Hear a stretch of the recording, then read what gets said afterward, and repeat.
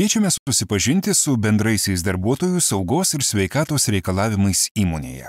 Ši instrukcija skirta visiems tiek įmonės, tiek kitų įmonių, įstaigų, organizacijų darbuotojams, atliekantiems darbus įmonėje.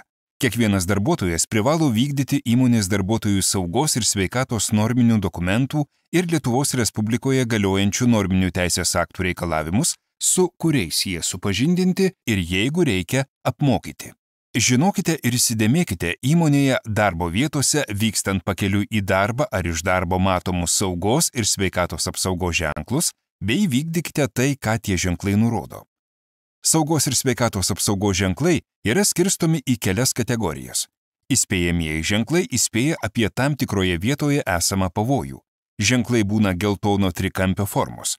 Įpareigojamieji ženklai įpareigoja atitinkamai elgtis ar imtis specialių atsargumo priemonių. Ženklai būna mėlyno apskritimo formos. Darbo metu galite susidurti su draudžiamaisiais ženklais, kurie neleidžia atlikti tam tikrų veiksmų. Šie ženklai būna perbraukti raudoname apskritime. Taip pat yra informaciniai ženklai, kurie gali būti įvairių formų ir spalvų. Gelbėjamieji arba pagalbos ženklai nurodo judėjimo kryptis ar išsidėstymo pozicijas, patalpas. Ženklai dažniausiai yra žalios kvadrato arba stačiakampio formos. Gaisrinės įrangos ženklai nurodo gaisro gesinimo įrenginių bei priemonių įrengimo ar išdėstymo vietas. Ženklai yra raudono kvadrato formos. Jei darbo metu tenka naudoti cheminės medžiagas, pradžioje susipažinkite su jų saugos duomenų lapais ir tik įsitikinę, jog viską gerai supratote, jas naudokite. Darbo metu galite susidurti su įvairiomis rizikomis ar pavojais, kurie nėra žymimi įspėjamaisiais ženklais. Naudodami aštrius darbo įrankius, būkite itin atsargūs. Įrankius laikykite jiems skirtose vietose, dirbdami su peiliukais, rieštukais, žirklėmis. Veiksmą atlikite taip, kad ašmenys judėtų nuo jūsų. Laisvą ranką laikykite saugių atstumų nuo pjaunamos, kerpamos vietos. Aštrių darbo priemonių, pavyzdžiui, peiliukų, rieštukų, žirklių ir kitų, nelaikykite kišenėse, nemosikuokite jomis. Jeigu bendras apšviestumas yra nepakankamas, naudokite papildomus kilnojamus šviestuvus. Darbo metu stenkitės išvengti stresinių situacijų, konfliktus spręskite taikiai. Išeidami į lauką įvertinkite meteorologinės sąlygas, apsirenkite tinkamus darbo rūbus, avalynę, vairuokite techniškai tvarkingą transporto priemonę, pasirinkite saugų greitį. Atlikdami krovos darbus rankomis, nekelkite krovinių viršijančių leistiną krovinio kelimo normą. Jei krovinys yra sunkesnis, kelkite dviese arba naudokitės pagalbinėmis priemonėmis, keltuvais, vežimėliais ir panašiai. Prieš pradėdami dirbti ir vėliau, reguliariai darbo metu privalote profilaktiškai pasitikrinti sveikatą. Pasitikrinti sveikatą anksčiau nei tai numatyta pagal darbo grafiką gali tekti pareikalavus tiesioginiam vadovui arba pajutus neigiamą darbo ar darbo aplinkos poveikį sveikatai. Atsisakę nustatytų laikų pasitikrinti sveikatą, galite būti nušalinti nuo darbo ir už tą laiką, kol pasitikrinsite sveikatą, gali būti nemokamas darbo užmokestis. Įsidėmėkite, kur įmonėje yra laikomi pirmosios pagalbos rinkiniai ir naudokite juos tik įvykus incidentui arba nelaimingam atsitikimui ir tik pagal paskirtį. Asmeninės apsaugos priemonės naudoti privaloma, kai darbo metu yra kenksmingų ir pavojingų fizikinių, cheminių, biologinių ir kitokių veiksnių, apie kuriuos jūs informuos tiesioginis vadovas. Darbo metu būsite nemokamai aprūpinti visomis reikalingomis asmeninėmis apsaugos priemonėmis. Dirbdami įmonėje savo darbo vietoje laikykitės nustatyto darbo ir poilsio režimo. Būtinas darbų medžiagas, gaminius, instrumentus, įrangą darbo vietose išdėstykite tvarkingai, kad išvengtumėte jų kritimo, griuvimo, virtimo. Jūs turite teisę atsisakyti dirbti, jeigu yra pavojus jūsų saugai ir sveikatai. Jūs neapmokytas saugiai dirbti. Sugedus darbo priemoniai ar susidarius avariniai situacijai. Dirbate pažeisdami nustatytus technologinius reglamentus. Darbo aplinka kenksminga ar pavojinga sveikatai bei gyvybei. Atlikdami krovos darbus rankomis, nugarą laikykite tiesę. Jei reikia krovinį pakelti nuo žemės, pritūpkite ir naudokite kojų raumenis keliant krovinį. Lipdami laiptais nešokinėkite, neperlipinėkite kelių pakopų, naudokitės turėklais. Lipdami laiptais krovinius galite nešti tik vienoje rankoje, kad kita ranka laisvai galėtumėte laikytis už turėklų. Rūpindamiesi savo ir kitų darbuotojų sauga ir sveikata visuomet Atvykite į darbą pailsėję, blaivūs, neapsvaikę nuo narkotinių, toksinių medžiagų, darbo metu nevartokite alkoholinių gėrimų, narkotinių bei toksinių medžiagų. Gaukite tiesioginio vadovo užduotį, susipažinkite su darbų vykdymo tvarka ir saugiais darbo metodais. Vykdykite tik tiesioginio vadovo pavestus darbus, kuriuos saugiai atlikti esate instruktuotas ir jeigu reikia apmokytas. Neužsiminėkite pašaliniais darbais.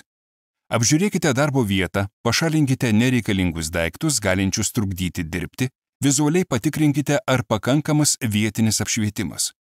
Darbo metu būkite dėmesingas, atidus, atsargus, nesikalbėkite su pašaliniais ir netrukdykite dirbti kitiems, saugokite savo ir nekenkite kitų sveikatai. Būdami lauke, pakeliui iš darbo vietoje, saugokitės slidžios kelio dangos, kabančių varveklių. Darbo metu užtikrinkite švarą ir tvarką darbo vietoje. Neužkraukite praėjimų, susidariusias atliekas pašalinkite į tam skirtą vietą.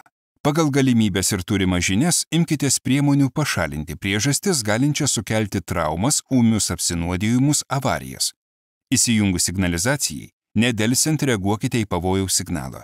Apžiūrėkite pažeistą zoną, elkitės ramiai, nesutrikite, realiai įvertinkite susidariusią situaciją, prireikus iškvieskite pagalbos tarnybas. Kilus pavojų žmonių saugumui, sveikatai ar gyvybei, įrenginių ar priemonių sugadinimui, pastebėję, kad gali įvykti nelaimingas atsitikimas, avarija, kilti gaisras, nedelsiant nutraukite darbus ir praneškite tiesioginiam vadovui. Nedelsiant praneškite tiesioginiam vadovui, įmonės darbuotojų saugos ir sveikatos tarnybai, darbuotojų atstovui saugai ir sveikatai, darbdaviui atstovaujančiam asmeniui apie situaciją darbo vietose, darbo patalpose ar kitose įmonės vietose, kuri jūsų įsitikinimu gali kelti pavojų darbuotojų saugai ir sveikatai bei darbuotojų saugos ir sveikatos reikalavimų pažeidimus, kurių patys pašalinti negalite arba neprivalote. Pajutę ūmių susirgimų požymius, pakilus kūno temperatūrai ar kitaip sunegalavę, praneškite tiesioginiam vadovui ir kreipkitės į gydymo įstaigą. Išvykę iš įmonės laikykitės visuomeniai priimtinų elgesio normų, kelių eismo taisyklių bei asmens higienos reikalavimų. Nuvykę į kitą įmonę, įstaigą, susipažinkite su toje įmonėje įstaigoje nustatytais reikalavimais ir jų laikykitės viso vizito metu. Susipažinkite su naudojamų įrenginių eksploataciniais reikalavimais, valdymo ir technologinių parametrų bei darbo režimų nustatymo įtaisais, jų žymėjimų, išdėstymų bei reikšmėmis, galimais darbo sutrikimais ir jų šalinimo būdais. Įjunkite arba išjunkite naudojamą įrenginį, prietaisą, darbo priemonę tik tam tikslui skirtais mygtukais, prieš tai įsitikinę, kad įjungimas nesukels pavojaus aplinkiniams. Naudokite tik techniškai tvarkingus įrenginius. Nepalikite įjungto įrenginio be priežiūros, sekite įrenginio darbą, technologinį procesą, laikykitės technologinės drausmės. Savavališkai neišjunkite, nekeiskite arba nešalinkite naudojamose darbo priemonėse ar kituose įrenginiuose, pastatuose, kitose įmonės vietose įrengtų darbuotojų saugos ir sveikatos apsaugos įtaisų, priemonių ar ženklų. Naudokite tokius įtaisus pagal jų paskirtį. Naudojantis elektriniais virduliais, kavinukais, juos statykite ant nedegių paviršių ar padėklų. Pastebėję bet kokį gedimą, netvarką ar keliantį pavojų veiksnį, informuokite tiesioginį vadovą. Darbo nepradėkite, kol nebus pašalinti visi trūkumai. Baigę darbą, vadovaudamiesi įrenginių, darbo priemonių eksploataciniais reikalavimais ir technologinė seka, išjunkite naudotus įrenginius bei darbo priemonės. Nuvalykite naudotus įrenginius, darbo priemonės, sutvarkykite darbo vietą, kurioje buvo dirbama. Atliekas pašalinkite į tam tikslui skirtas vietas. Apžiūrėkite numatomus naudoti bei darbo vietoje esančius elektros įrenginius. Ar nenutrūkę elektros laidai jungiantys įrenginį su elektros tinklu, ar nepažeista jų izoliacija, ar laidai apsaugoti nuo atsitiktinių mechaninių pažeidimų, ar įrenginį jungiantys su elektros tinklų laidai nesiliečia prie karštų, drėgnų, aštrių briaunų, kitų kabelių įrenginių. Laidai, kabeliai turi būti jungiami prie kištukinio lizdo taip, kad nebūtų galimybės ant jų užlipti ar einant už jų užkliūti. Žinokite įrenginio įjungimo ir išjungimo, avarinių jungiklių išdėstymo vietas, įspėjamosios signalizacijos skleidžiamos šviesos ir garsinių ženklų reikšmes. Jungdami elektros įrenginius, įsitikinkite, ar pakankamo ilgio kabelis. Jo pailginimui naudokite tik tvarkingus pramoninės gamybos prailgintuvus. Įsitikinkite, kad tinklo įtampa atitinka nurodytą ant įrenginio. Naudokitės tik tvarkingais jungikliais, kištukiniais lizdais ir kištukais. Prieš naudodami elektros prietaisus arba įrangą, įsitikinkite, kad jie yra tvarkingi. Nelieskite drėgnomis rankomis elektros laidų, kabelių, kištukų, prietaisų ar įrenginių. Nedirbkite su įranga, jeigu prisilietus jaučiamas elektros poveikis. Dirbkite tik su įžemintais elektros įrenginiais, išskyrus akumuliatorinius. Nevalykite neatjungtų elektros įrenginių, nešalinkite gedimų. Nedirbkite su netvarkingais elektros įrenginiais, kitais prietaisais. Patys neremontuokite sugedusio elektros įrenginio, laidų, kištukų, kištukinių lizdų. Tai atlikti privalo darbuotojas, turintis reikiamą apsaugos nuo elektros kategoriją. Nedirbkite su elektros įrenginiais, jei ant jų išsiliejo skysčiai. Pastebėję elektros instaliacijos pažeidimus, nedelsiant nutraukite darbą ir praneškite apie tai tiesioginiam vadovui. Jeigu žmogus yra tiesiogiai veikiamas elektros srovės, jį atitraukite, paimdami už sausų drabužių bei vengdami prisiliesti prie greta esančių metalinių daiktų. Susipažinkite su įmonėje esančiais evakavimo planais. Neužkraukite evakuacinių praėjimų ir išėjimų. Jie visuomet turi būti paruošti žmonėms evakuoti. Visi darbuotojai privalo vykdyti gaisrinės saugos taisyklių reikalavimus, o kilus gaisrui imtis priemonių gelbėti žmones, apsaugoti materialinės vertybės ir gesinti gaisrą.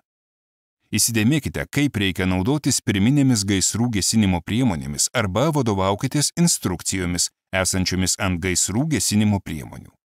Jei rūkote, tą darykite tik tam tikslui skirtose specialiai ženklais pažymėtose ir tinkamai įrengtose vietose, kuriuose yra nedegus indas nuorūkoms.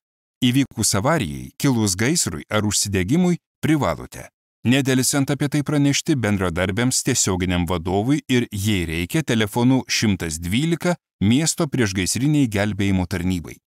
Iškviesti į gaisravietę ar avarijos vietą tiesioginį vadovą ir įmonės vadovybę. Evakuoti žmonės ir jei įmanoma ir yra saugu materialinės vertybės iš gaisro zonos. Gesinti gaisro židinį turimomis gaisrų gesinimo priemonėmis.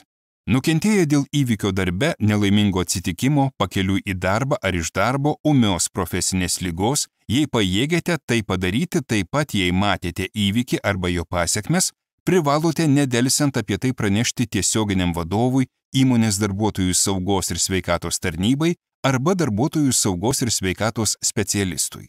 Nukentėję nelaimingo atsitikimo metu, nedelsiant kreipkitės į asmens sveikatos priežiūros įstaigą. Darbuotojui nukentėjusiam dėl įvykio darbe, nedelsiant turi būti suteikta pirmoji pagalba, prireikus iškviesta greitosios medicinos pagalbos tarnyba ir nuvežtas nukentėjusysis darbuotojas į asmens sveikatos priežiūros įstaigą, organizuojamas įvykio darbe tyrimas.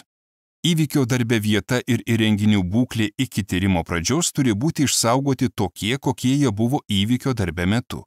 Būtini pakeitimai gali būti daromi tik tuo atveju, jeigu jų nepadarius kiltų pavojus aplinkinių asmenų gyvybei ir sveikatai.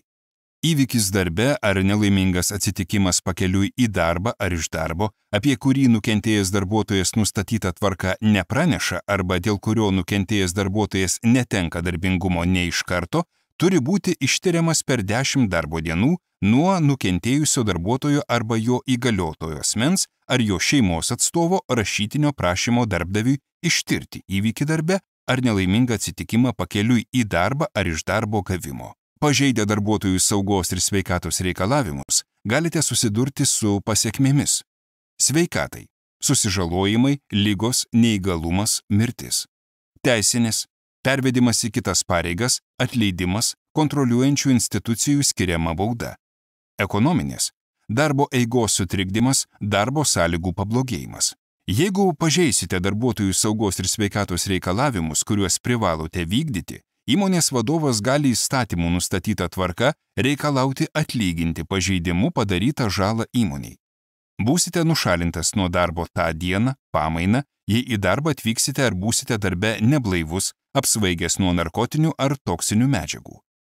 Privalėsite atlyginti nuostolius, jeigu asmeninė apsaugos priemonė dėl jūsų kaltės dingo arba ją sugadinote. Galite būti atleistas. Darbo kodekso nustatyta tvarka, jeigu pažeisite darbuotojų saugos ir sveikatos teisės aktų ar įmonės darbuotojų saugos ir sveikatos norminių dokumentų nustatytus reikalavimus, kuriuos vykdyti buvote apmokytas ir arba instruktuotas.